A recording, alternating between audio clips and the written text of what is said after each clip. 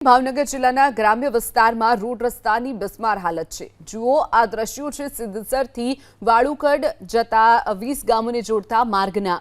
રોડની આ ખખડધજ હાલત કંઈક આજકાલની નથી, પરંતુ છેલ્લા 1 વર્ષથી રોડની આ જ હાલત છે। માર્ગ અને મકાન વિભાગ હસ્તકના આ રોડ તૂટીને એટલી ભંગાર હાલતમાં ફેરવાઈ ગયા છે કે વાહન લઈને તો ઠીક, પણ ચાલીને જવું પણ આ રસ્તા પરથી મુશ્કેલ બન્યું છે।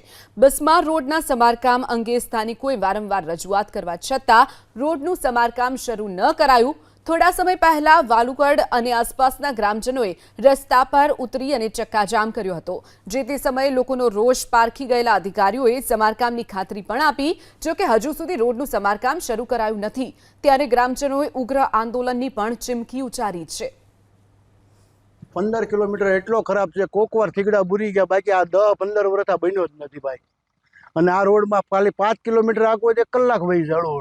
આમાં તમે જુઓ ના રોડ